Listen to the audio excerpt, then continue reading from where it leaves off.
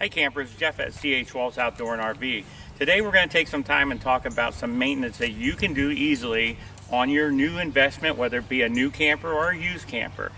So what I want to do is have a little bit of a point of reference here for you, is start by showing you some details on a new camper, what that would look like, and then we're going to go over to a used camper that's actually here for an RV inspection and roof inspection and things like that, and show you what we're looking for and what you can do to help out with that. So the first thing we'll pay attention to is these screw covers. Underneath here are screws, but this is nice and smooth.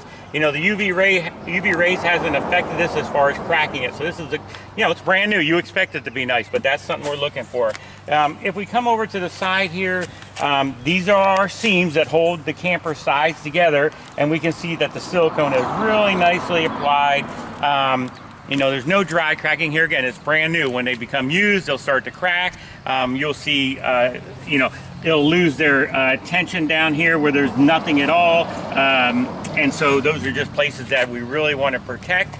As we walk down the side of the camper, I'll point out on other ones that we're looking at the silicone around your windows, around your doors from this point, like an outdoor kitchen, around our outlets. Basically anywhere that the factory cut into the side of the camper to mount, whether it be a window or a handle to get in and out of the camper. We're just checking those to make sure that those seals are still good so you won't introduce any water leaks.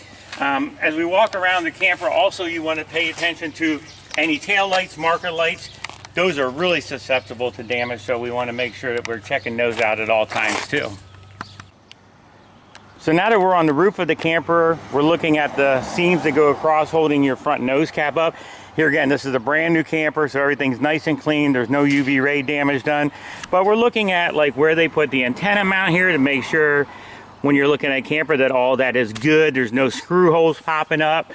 So there's a big thing we're looking for. But anywhere basically here again that they cut around on top of this camper is what we'd be looking at. This new one's just in excellent shape because it's new, of course, and the UV rays haven't had a chance to work on their damages that they can cause. So now that we finished the top of the roof of this new one, plus the size, showing you some introductory of what a new camper condition is going to look like, we're going to go on over to the used camper and check that out now.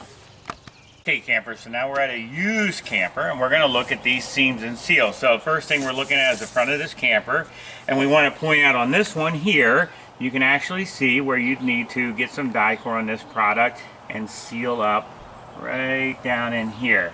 You want to prevent that area from getting any water intrusion into the front of the camper. Another area to pay attention to is your screw cover. So your screw holds in these seams together. It's kind of like a piece of hard plastic that runs in here. Now, this is still okay, but we can see where it's starting to get rigid in it. So that means eventually what's going to happen is air is going to get underneath of that and pull that away. And once it pulls it away, you definitely have to get it replaced. So make sure if you're an owner and you see something like this, you're keeping a sturdy eye on that. As we look at this screw cover now, you can see that this one is drying up from the UV rays and cracking. So this definitely should be replaced in the very near future, if not right away, because that's just going to disintegrate and fall apart, and then you'll just expose it to potential leaks. Another area you're always going to check around is around your clearance lights, your marker lights. A good point on this one here is on our tail light. Now we can see where this is starting to just disintegrate from the UV rays. You want to get those sealed up because water will get in through the lights and it'll cause a lot of water damage. Now we're on the roof of the used camper with Casey, one of our shop RV service technicians. We're going to point out some things you need to look at on the roof with your seams and your seals, what you should be filling in. So your seams, just remember, always what hold the side of the camper together, the corners around the whole perimeter, and your seals are what around roof vents, bathroom vents, air conditioning, things like that.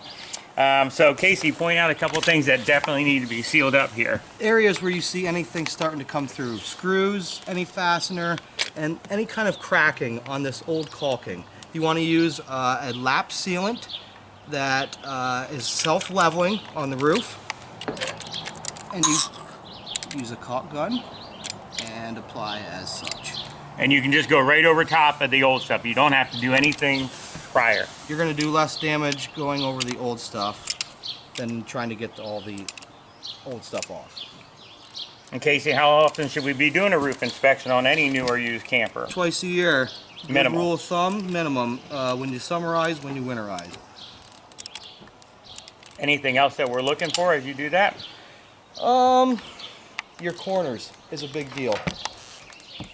You always want to make sure that nothing's pulling away on your corners, and it's just a susceptible area for coming apart. Okay. There you go. Okay. Areas, especially around antennas. And you can see that that's cracked and torn here. And you can certainly go liberal with it. You can't put too much, really. And like we said about the corners, they're a big deal. We already covered that one. But anything that looks abnormal, especially across these front seams.